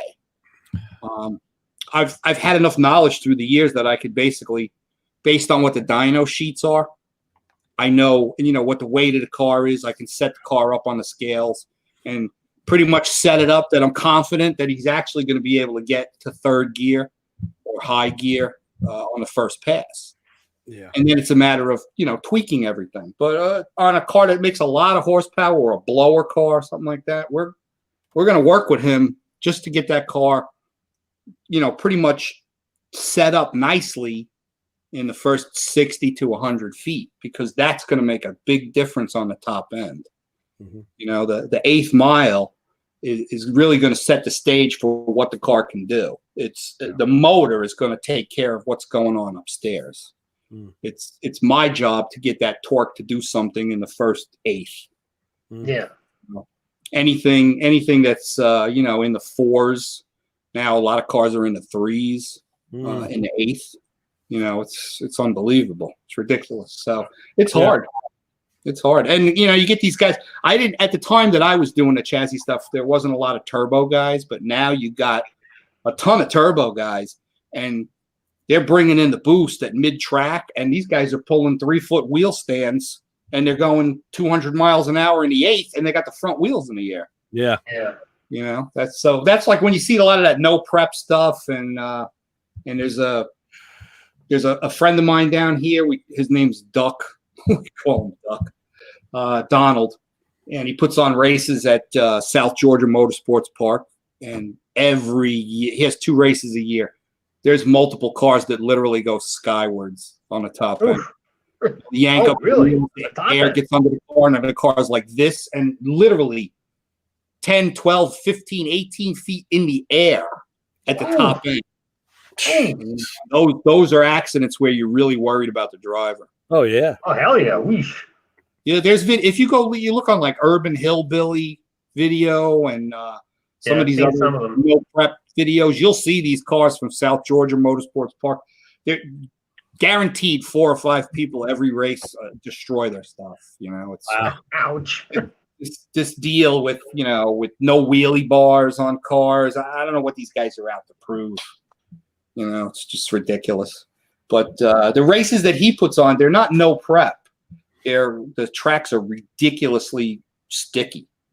Oh, okay. NHRA style and stuff. So it's pretty crazy. Mm. What do you got? My boss told me to give this to you. Oh, wow. As a gift. Nice. I'm gonna eat it. Thanks. Wow, my wife just gave me something cool. What is it? Like a tart or something, huh? It was a gift to me, but Oh, For your birthday. that you were gonna eat it, not me. pastry. She doesn't eat desserts. You bringing up for everybody? Oh, look at this. With the Oreos, nice. Oh, that's nice. Thanks. You know, Now I'm hungry. Thanks. I gotta tell you, my wife and I went for a walk and then stopped at Wendy's today and got lunch. Me and her and then for my daughter. So we get home, we're eating it, and my wife says, "Where's the like the Whopper Junior for my daughter?" I'm like, "I don't know. I got my chicken there. I don't have a thing. I don't know. Look at the bag. I don't know. It's not there." I'm like, "Ah, shit." She goes, "We got to go back." I'm like, "I'm watching Emergency. Come on." So yeah. So I said, "Listen, call them up and tell them, and we'll be there." So she calls. We go back. I go through drive-through, of course, because you can't walk up. And I told the girl, I said, "Yeah, I said, I said, we're here for the Whopper Junior. I said, but give me like a vanilla frosted and a chocolate, one, small and large." I was like, "Okay," because I need dessert, right? She goes, "Okay, just go up to the next window. It's all right." So they're comping me the Frosties, which that's cool. That's, so they give me the bag. We get it home. And my daughter comes in. She goes, they gave her like extra fries, a big chocolate chip cookie. They like loaded the bag with all this other stuff because they screwed up. So that was the right thing to do. It was cool. Nice. Yeah. Oh, they gave a chicken nuggets on top of it. I'm like, yeah. I said, how hard is it? It's like 4 items. All you have to do is take them from here, put them in the bag, and you're done. And you screwed that up. Yeah. This is like chocolate and raspberry mixed together. That's a good combination. Yeah. Yep. Yeah. A red velvet cake. Oh man, I can't wait to eat this later. Yeah. Yeah. That's nice. Great. I really need that, right? Fat son of a bitch. No. Ads are a total living. My wife doesn't eat dessert at all, period. No desserts. She likes a bag of popcorn, done. So every time we go to a party or something like that, or we go out to eat with other people, they're like, "Oh, you get dessert?" No, she doesn't eat cake. She doesn't eat candy. Well, she likes black licorice. That's good. Yeah. It's good for your digestion too. Black licorice, and she likes popcorn. And that's the end of that. Yeah, my wife eats popcorn. And that's why she only weighs like 114 pounds. We were on a binge, like with popcorn every night. My wife bring me the bowl. She got the bowl, and finally I got tired of it. I went back to ice cream. I was like, I gotta go back to something cold. Jesus. Unreal. Oh man. I think the girls made brownies tonight. Yesterday, we had cookies. Yeah, I mean, I told them, I said, I'm done. No more. I like I a can't good brownie with like chunks of walnut in it. I found Brian's cereal when I was in the supermarket. I sent them a picture right from the supermarket. It's Twinkies cereal. Twinkie. Brian, this is for you, dude. And what was your It answer? had what was the other one? Tasty Cake, right? Tasty cake. No, Huh? this is back when I said it was Twinkies. To which you but replied, next "That'd to be." the Twinkie, it was two different ones. Let me see here if I One can was a find it. Twinkie and one was Tasty Cake or something. It was two different cereals. See if I could find it. Oh, there it is. Honey Bun. Honey Bun, that's what it was. I was like, holy crap, man. I didn't Honey think of Bun? anything, man. Honey bun cereal. Yeah. Yeah. Talking about sugared out, man. Oh, Oh my god. it doesn't show up. I don't know why you can't fuck it. I Look don't know at why. the lighting. I don't. Yeah, maybe because the overhead light is on. I don't know. That's what it is. Washes it out. What the hell? But yeah, Twinkie cereal. What's next? Twinkie. Yeah, tell me about it. God. They're selling chocolate Twinkies in the gas station. Really? Yeah, I've seen those. Never had. Regular and chocolate. I don't even think I'd want one. You know, I want a regular one. I started noticing, well, I don't know, maybe they're picking it up because a lot of times I wind up getting coffee at Circle K. I see the Hostess name is back. Okay. Oh, Hostess has been around. Yeah, well, they weren't selling at that place. Oh, no. Well, they went out of Drake. business. They Not went out of Hostess, business. Drake. Well, Drake and One- Hostess is the same company now. Yeah, And right. what you see a lot of places do is they use like Little Debbie's or something like that because I think it's cheaper and they get a better markup on it. Yeah, they have Little Debbie's at that place too. Unreal. Yeah, they went out of It business. was funny because it when I saw Drake's, right away it took me back to like being a kid. When I was for a few years we lived in Queens on Horace Harding Boulevard. You would know what that is. Yeah, I know what that is. I know what it is. And my dad's friend worked for Drake's Cakes. Yeah. He had the truck and he had the route. So he'd come by and he would bring like a case of yodels. Yeah.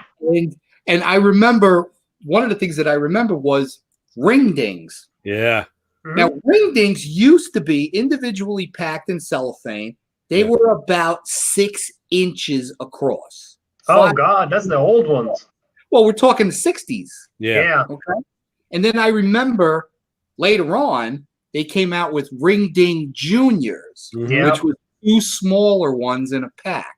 Yeah. And I like to put those in. nowhere, ring dings disappeared, and all that they was left with was ring ding junior, which they changed to ring dings. Yeah. Right. Yep. It was a matter of we need to make more money by giving them less product, so let's slide the smaller ones Charge in, the same amount.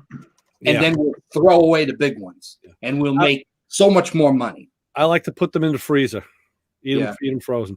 It's ironic, John, that you say that because 2 doors down from me growing up was the guy, the drummer, the guy that taught me to drum, and his father was a Drake's driver. Oh wow! So it's the same thing. He would bring home like boxes off the truck. Maybe it was like stuff that got crushed or waste. I don't know. Yeah. And like the kids on the block, like we knew.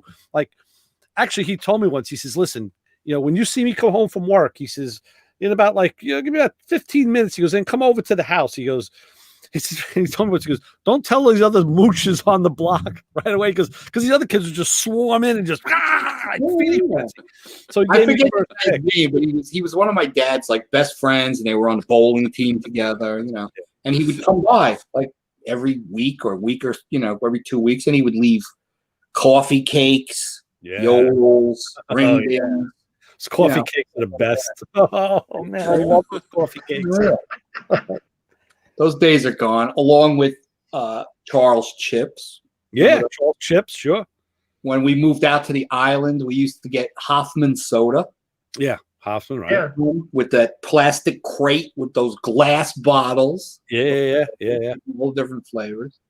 The milkman used to leave the milk and the cream in the metal box, the insulated metal box. Metal box. Yeah, Yes. History. That's 60s now. Yeah. 60s and 70s, yeah. I worked at Dairy Barn, so I used to sell milk in the glass bottles. Yeah. I got the scars on it to prove it. We lived, my high school, the property of my high school, John Glenn, was adjoining to Elwood the Dairy. Elwood Dairy. That was Dairy Barnes Dairy. Right, and we used to. And it's gone now. They built. Yeah. They built this huge development and these like crazy expensive condos. That was The on whole- Elwood Road. Yeah, on Elwood Road. Yeah, that whole thing's gone. I lived right off Elwood Road, Okay. and we would actually go to that dairy farm there. Yeah. That dairy plant, and you could buy stuff dirt cheap. Uh-huh. We would get bottles of iced tea, lemonade. I mean, the Iced whole tea was deal. good. You know, it was great. Yeah. So instead of going to the Dairy Barn store as a bunch of kids who wanted to go party in the woods behind John Glenn yeah. and go get some lemonade and iced tea and stuff. Yeah. Yeah. So Sure. you had to have something to mix with that vodka that you got. Exactly. Yeah. Good mixer. Oh yeah. Absolutely. Those days are long gone. Ridiculous. You can go back. I know. Hey, look, I'll mix up some vodka with you in the woods if you want. We'll go out and hang out in the woods. Unreal. Yeah. A mess. So much time has gone by, you know. I know. Yeah, we're all old. Thanks. Yeah, yeah. I know. You know, like when I was watching that video of my car at Atco, Yeah. and I'm like, holy shit, that's like 30 years ago. And it's so immediately all I had to see was just like 2 seconds. I just had to see the colors and like some of the clothes, and I knew where we were. And I knew the era. It was like, yeah, look at those pastels, man. It's the 80s. Well, that guy, he left the August, what was it? August 89, it said. Yeah, and it was almost April 89. Yeah, he left a timestamp and stuff there. Right, So right. I was like, wow, 1989. Yeah, That seems like forever, I know. you know? And then I look back and that piece of crap is sitting here in the garage now. Yeah. That's great. You know? And That's I'm actually like, pretty cool. that's insane. Yeah. It's totally insane that I was that I was able to find this car again. B, that I had this momentary lapse of reasoning to even want to get it back again. Well, you know what? It's a nice connect the circle kind of thing in life. It's a huge circle. It is. Yeah. The good thing is I will get a lot of media and press out of it. Yeah. When I Oh, yeah. finally decide to kick this Camaro back to Pennsylvania and open this place up to do one car by myself with help from some friends Yeah. and literally recreate an upgraded version of that car, but No, still those- look like that car. I get that from guys that I know that see me, working on my own car and say, man, you've had that thing forever. We were waiting, wondering when you were going to get to it. I'm like, well, you could have kicked in some money and made it happen faster. Yeah. It's all about timing. I said, but you're right. It is kind of a good feeling to do that. And even like with this, It's a fake Oreo. Really? Oh. Like even with this Like drum, a Hydrox or something. Oh, okay. Remember that? even this drum set I bought, the guy was telling me, and I guess because he knew, the history I have with him, he says, I Yeah. gotta tell you, 2 things on this set are very, very special. He goes, the hi-hat cymbals are the cymbals I had that you played on in my basement, like back in 1971. I was like, really? He goes, yeah, I sold them to he was a music teacher. He goes, I sold them to one of my students with some other stuff years ago. And then I asked the guy, I followed up with him about the stuff. He goes, no, I had to sell the set. He goes, what'd you do with it? He goes, and it was like in a local pawn shop. He goes, I went down to the pawn shop and I bought back the cymbals and like a couple of pieces that were my original things. He goes, I thought I was bequeathing them to him. He goes, so now you have them. So I'm playing on cymbals that I played Wow. 45 years ago. And the throne too, is this was my Yeah. original drum throne. I'm like, wow. Oh, that's awesome. Talk about like, That is cool. That's very cool. weird. It's a full circle. Yeah. it's just Yeah, a full yeah. circle. And I tell you, maybe just because I know that, but those cymbals sound just a little different now. And this, like the bottom cymbal is so heavy. I don't know if now I know that they're playing with weights. They're doing all sorts of crazy things with hi-hat. You know what you noticed? Have you gone on the Zildjian website? I have, yeah, I have. Have you noticed that the way they have the cymbals laid out? Like go to hi-hats. Mm. They list each individual top and bottom. Yeah. Whereas back when you bought them, you went and Bought a got like new beat 13-inch new beats or 14-inch new beats. 14 You inch. got a Right. top and a bottom in the bag. Right. Now you can literally pick what size top, what size bottom, what Yeah. class, whether it's an A and a custom, a Z, Okay. all of that. And you can literally make whatever sound it is that you want. You know what I like? They have a It's top cool. one that's actually wavy on the end. No, I have that. I have those master sound hi-hats. The bottom one is the wavy one. Oh, I thought. Well, maybe this guy had it reversed. It makes it Yeah, it's yeah. a nice sound. It's a real That's nice. what I use. Yeah. I use A master sound hi-hat, 14-inch A master sounds. They're loud. They got a really good chick, Right. and the bottom is wavy. Right. And, Right. and the reason for that is it helps release the air. Yeah. Yeah. Yeah. You know, for a while they were drilling holes in the bottom cymbal Okay. to let that air escape, so you get a really good slap when you're using your foot. Yeah. That would change it. Sure. Sure. So there's a lot of that cool stuff. Well, even when I watched the video, the Zildjian video of the factory tour, it's like, damn, you realize how many different they have. I saw when there's like Tommy did a video just this week on his channel. He did like 6 or 8 different crash ride cymbals, mostly Zildjian, Sabian, Paiste, Paiste, and one of them was a bell-less cymbal. There was no bell. I'm like, and it was a Zildjian. I'm like, I never saw that before. It's just like flat. Flat. Yeah. Yeah, Like, holy shit, man. that's weird. That's kind of Yeah, having like a tangy sort of a noise. It's weird because you don't realize, what the curvature does to the dynamic of that yeah. cymbal. Well, you saw it on that video of them literally Yeah. creating symbols, how it changes things. I thought it was crazy that in Pretty amazing. 2020, there's a guy standing there with a stick with a bit on it that he puts under his arm and literally lathes the cymbal Yeah. by hand. Uh-huh. Holy shit. That's crazy. That was crazy. Well, there was a what's that TV show that's it comes out of California. It's about Galpin Motorsports. Was it I know Car that. Masters or something? They restore Oh, yeah. they restore real famous cars that have been like kicked to the side. Yeah. Yeah, they did Um, Ed Ross last week. Right. So a couple of weeks ago, they did a car where they needed a tank from Moon. Remember Moon Eyes? Yeah. Yeah. Yeah. And they went to the shop of the guy that does that stuff.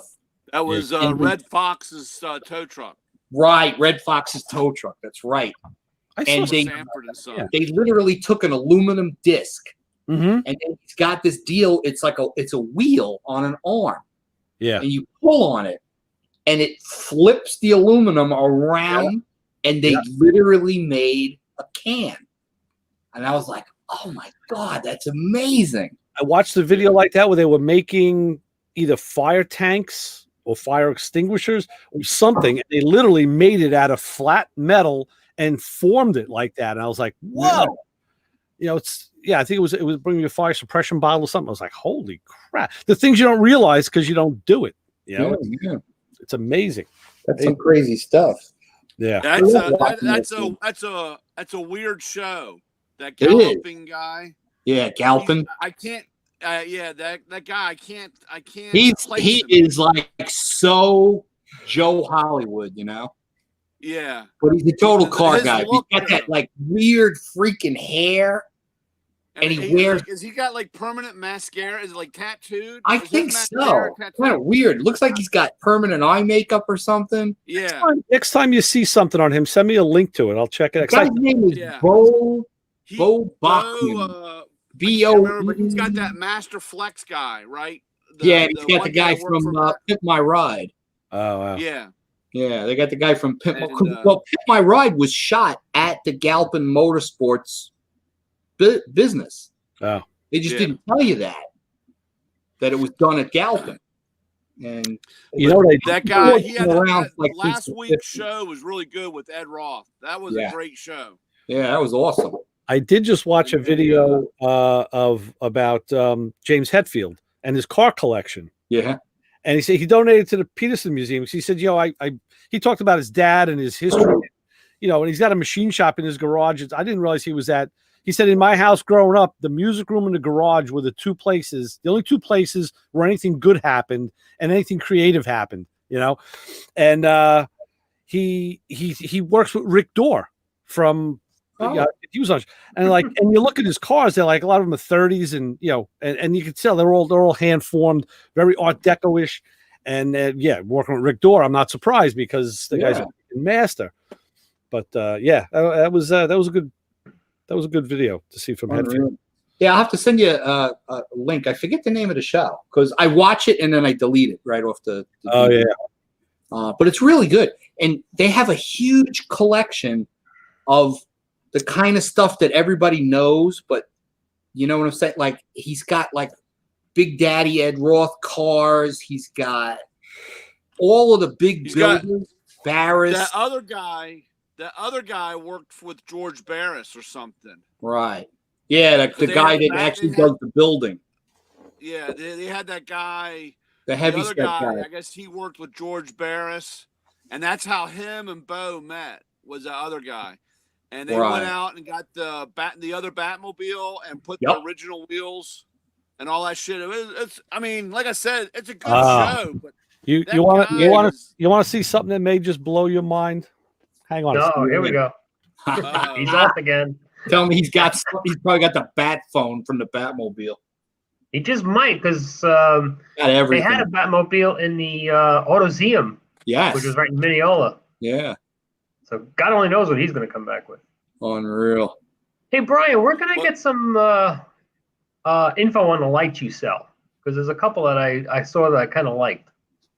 All you got to do is call me. All right. I got to hook up with you. Because all you got to do is call me. With some of the work I do, every once in a while, I'm on the side of a highway in the middle of the night, and you open up a cabinet, you can't see nothing. Oh, so you either want to get like a light that goes on your head or on the hard hat, or I like the one that goes on your shoulder. Yeah, they have the neck light, or some guys wear them up on top. So the only problem, the neck light's not bad. The only problem is that you have to kind of angle it. But when they wear it up here, wherever you're looking is all going. Good light. Yeah. Since I heard you mention it when I was walking away, I do have a bat phone. Yeah. Well, here. How did you get that? It's autographed by George Barris, but he autographed it upside down. What, Brian? Wait 1 minute. Uh-oh. Here we go. My bat phone in the garage, hanging on the wall. Yeah. Well, you got the one Commissioner Gordon had. Right. All I got is a hotel I have a room. light. No. When I have a light so that when the house phone rings, the light blinks, but that doesn't dial out. That's just an incoming. I took it out of a hotel or something. Yeah. Oh, but it's red, and that's my bat phone. There you and go. up on the wall, see, I have the bat signal. There you go. There you go. So, hey, Ray, I can pull up one Ray. Don't worry. I don't have the mask. I'm sorry. You got me, Ray. Well, you ever watch the videos from that guy? Yeah. There's a guy like in the Midwest, and he plays Batman. He does these videos. I've seen that. Yes. He's hilarious. He yells at the kids. He yells at his wife. When they were she like hit him in the head, throw stuff at him. When Barris was specking out wheels for the Batmobile, they went through a couple iterations. Wow. This was one of the first ones with a single rib. I have another one outside that has a double rib. I think the ones on the car ended up with no rib. But who makes those wheels? They're Raider. Raider, huh? Wow. They're not around anymore. What they did so they couldn't use it, they put two holes in it. They put two like tire valve holes because it was just for fitment. They didn't want it to be it's got a DOT number. It's a 15x6. Got a part number on it. Wow. You know, hey Ray, a Raider you wheel. can't fix that. Oh, I know. You can TIG weld that. They could be fixed. I got, and then they're mismatched, but you put one on either side, no one would ever know. Wow. Now you gotta find the center cap with the red bat. That I put the that would be actually a guy with a water jet could make those. Oh, oh, Yeah. Well, that's what they were showing on that show because they were Yeah. going Yeah. to remake them. They got one of the Batmobiles that actually had TV time, Right. and they restored One it. of three. Yeah, one of three, and they restored it, and it's in their collection. And, I Nice. mean, they have like every kind of odd vehicle you've ever seen in magazines, or or on TV or on a show or something. Like they got the Pink Panther mobile. They got everything, just all this weird stuff. And they used to make these models. It was like a scaled down, like a Corvette. Yeah. But it was like 3 feet long, and it had giant tires, and the engine was like a real small block Chevy. Yeah. And 3 feet Oh, long okay. Corvette. Remember those? Yeah. You got a whole bunch of those there. Nice. Got all kinds of crazy collectible stuff, and it's like a private museum. Yeah. Where they keep all of this stuff. That's what I was trying to get. I was trying to get the 3-foot model of the Futura, but Andy kept that for. He said, "No, I'm going to take this back to my office." I'm like, "Damn, I want that." I didn't get it. I got the wheels, so make a hose reel out of it. That'd be cool. Very, very cool. More junk. Yeah, it's crazy. Well, it's worth its weight in aluminum. So Yeah, but that's Yeah. I find in one of those. yeah. Oh, that's crazy. Yeah. Brian, what's the association? How did Matt go partner with all the Ratfink stuff? What was the story behind that? Well, the guy that does our apparel somehow, some way got involved or with when Ed Roth had passed, his mother and his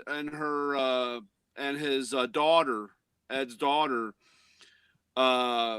carried on the company, and the guy that does our apparel was one of the few people that was able to pitch stuff to him, and we've been with them forever. I mean, or they've been doing our stuff, Right. and it's just that's why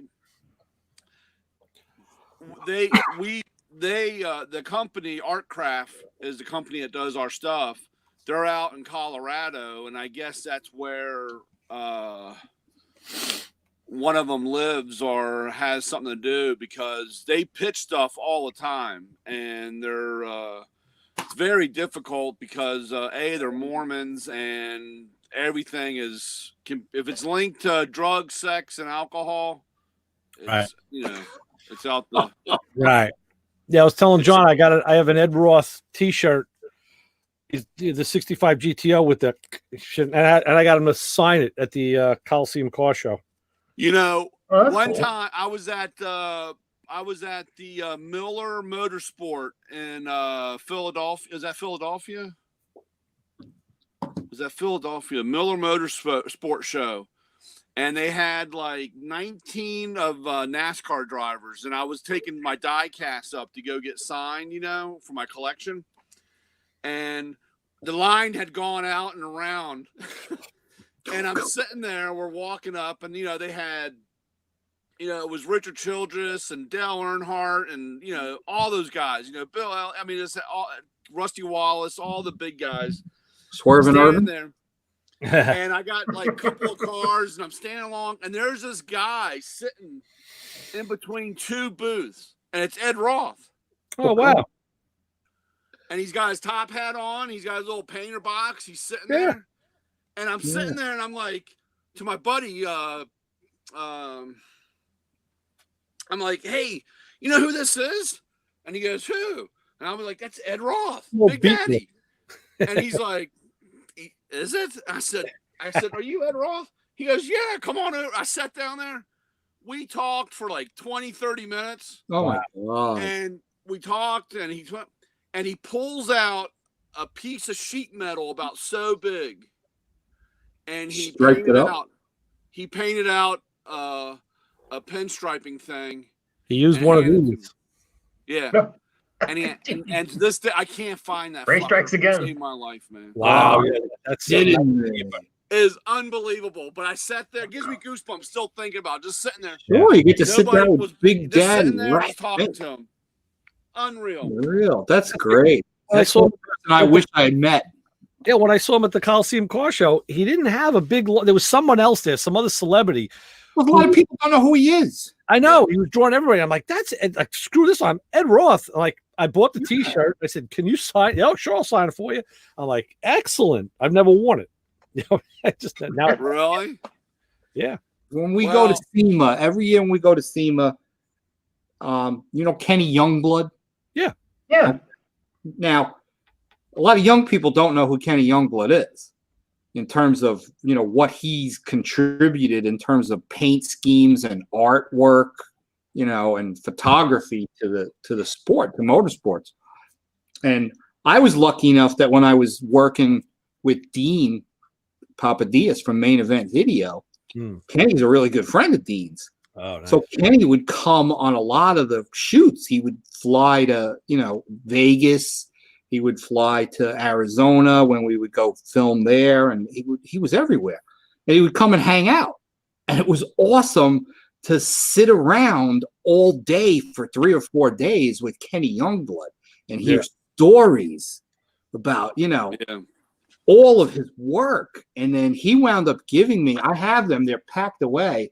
I don't have the wall space because I got so much junk in here.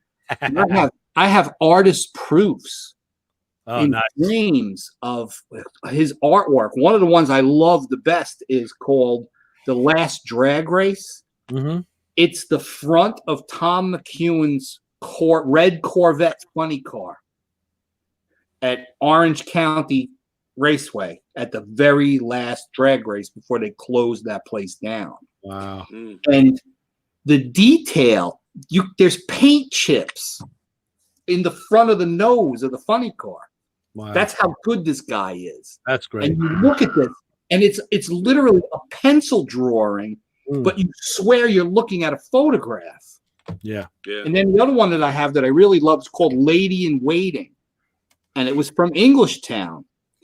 He took made a drawing. Actually, what he does is he like takes a Polaroid, and then when he goes home, he sketches it out. Yeah.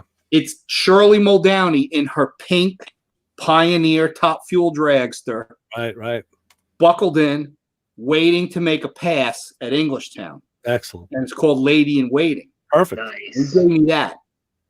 And when she came to the Hamptons years ago, I brought that with me.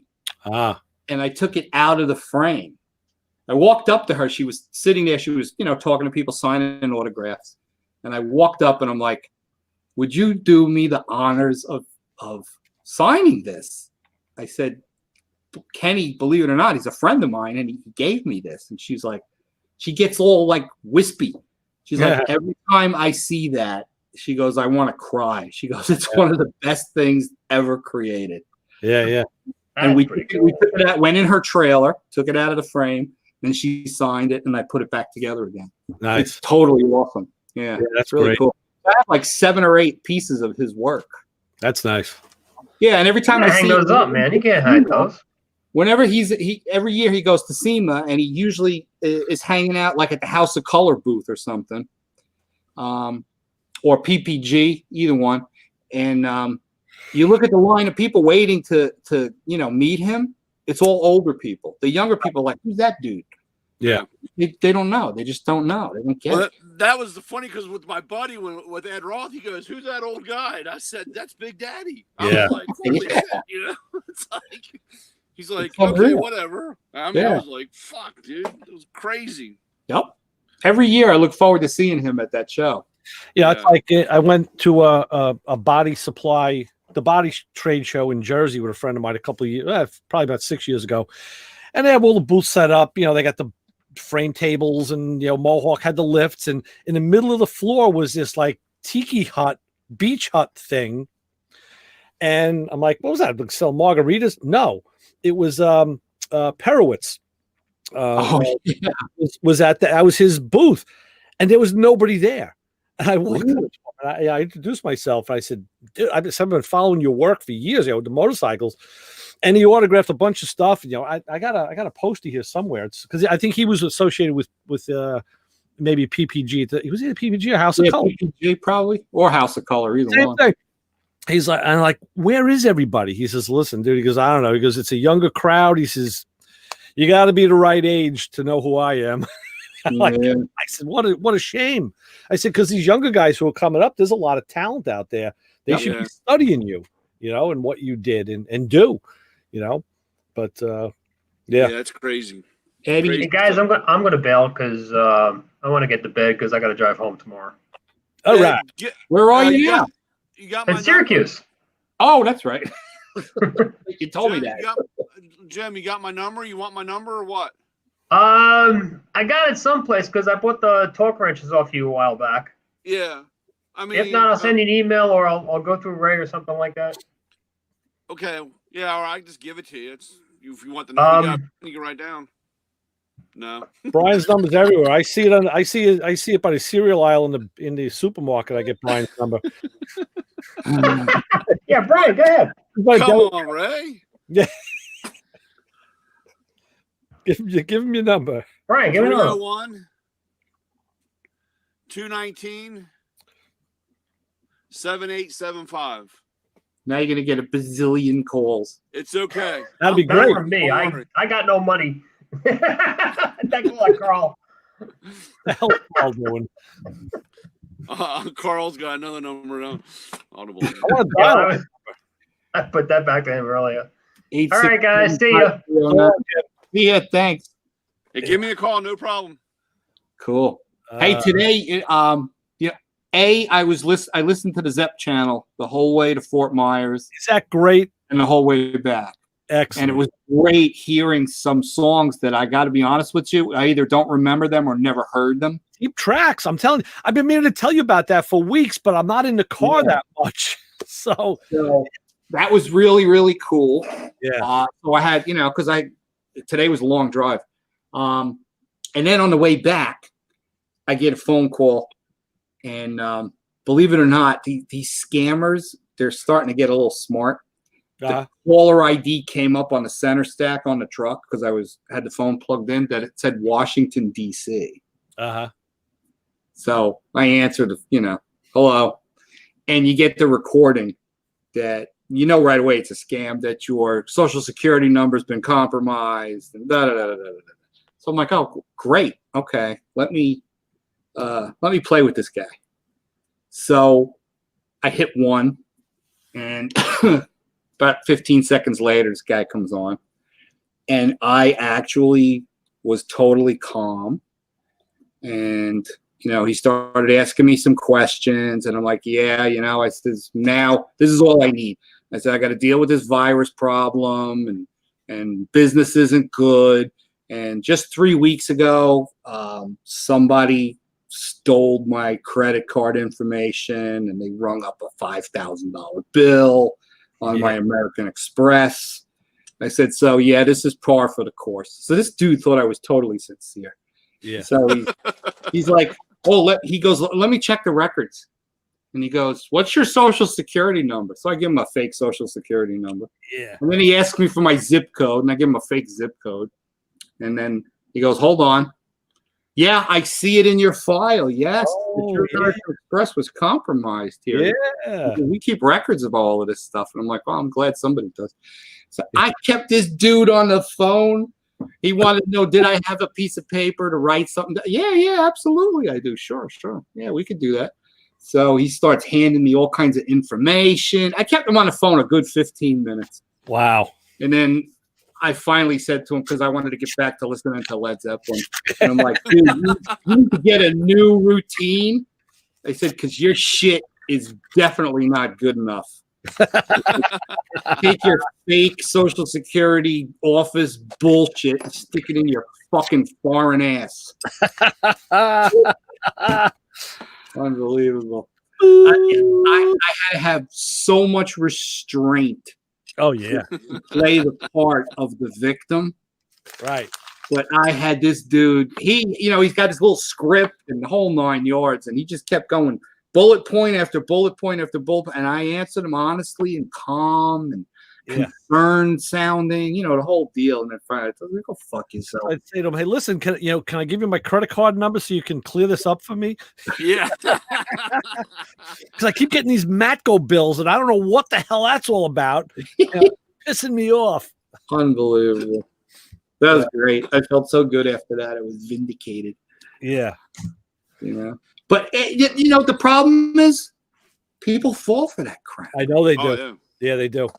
And it's a shame. And I say to myself, am I that jaded that I question everything around me? Yeah, That I can sniff out a lying fucking piece of shit through the telephone, No, you have to. You have So to. I don't know. I guess that's part of growing up in New York is you get some smart on that kind of stuff, Yeah, street smarts. There's an article I for really feel sorry for some of these older people, Yeah. There's people that work with my wife that are in their 40s. They'd be dumb enough. Yeah.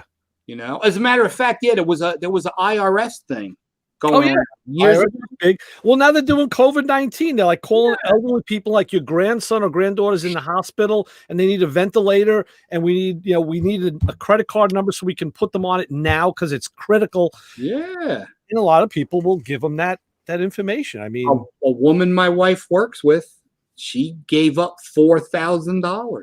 yeah. Yeah. This guy claimed they had an IRS bill and that they were going to come arrest her and her husband, and put your children in a foster home, the whole deal. Right. And she gave it up, and the husband came home and he almost killed her. Oh, sure. It's unreal. But people fall for that crap. Yeah. It is a shame. It's terrible. You Yeah. want to catch these dudes, but you never can. Yeah. You just never can.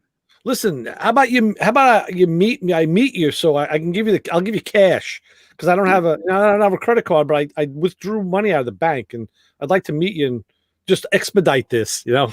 But they're- 9 times out of 10, I believe they're calling from another country. Yeah. But I've gotten multiple calls like from the same person doing the same scam, and after a while they kind of figure out, oh, I know this guy. Yeah, we called him before. And I like, seriously, I know what you're doing, but don't hang up. I just have to ask you some questions. Yeah. And I'm like, how much do you really? I said, I got to give you props for what you're doing, even though you're an asshole. I said, like, what do you steal from people a day? And he was like, $20,000-$30,000. Wow, not bad for a day's work. One of these guys said, look, he said, dude, I'm an American. He goes, and I'm in Indianapolis. Wow. I'm like, you got to be kidding me. How do you sleep at night? Yeah. It's ridiculous. But, usually you get the ones with the accent. It's like, yeah, okay. Yeah. I got a nice big juicy fucking hamburger with your name on it. You want it? Exactly. How about some spare ribs? Oh, you guys don't like pork. Sorry. Right. You don't eat. They don't eat cows either. They worship them. Yeah. Worship. 2 minutes. We're done. 2-minute warning. Cool. 2 minutes. You called. You had it good last week, Ray. Right? Yeah. You were right on, man. You had the countdown and everything. Getting good at it. I know. Now doing all this remote stuff, we're doing a broadcast from 3 states. So when we're trying to stage it and time it, Yeah. and I listen to it in post. I do some editing because it's not that clean. I got to clean it up. Yeah, there's just lag. There's lag and delay, and you can't account for that. It's it's. I only hear the hour version. Right. Yeah, I clean it up before I upload it, just so it's a little better. But it's not bad though. It's really. Yeah. I mean, we're getting there. It's workable. Chris's end, he's a little overmodulated still. Yeah. Yeah, I don't understand why. I don't know either. I don't know. I think it's the hardware because when he was calling in to the studio, he sounded great. 1. See ya. There we go. No, we got a minute left. We got a minute. I was Man, don't be relax. You're jumpy, John. 55. You want to grab a hold of that snack, or have you eaten it already? Dude, this thing's screaming at me. Yeah, just take a bite. Go on, take a bite of it. I'm gonna go pour myself a big ice cold glass of milk. Nice. And I am going to demolish this thing. Don't eat the flour. No, It's probably edible. Go ahead. Maybe. no, it's made out of sponge. Oh, geez. That's not good. Yeah. Oh, my God. Yeah. Funny stuff. All right. Oh, good Lord. I don't know. I don't know if I'll be around Sunday. I think we're going out on a boat. I got Clay Kuhn texting me. He's answering a question I asked him this afternoon, so I'm going to have to sit up and answer him now down in Mississippi. Cool. So, yeah, Yeah. see what he's up to. Yeah, ask him if that's an employee or if that's a franchise. I I will. guarantee it's an employee guy because they're really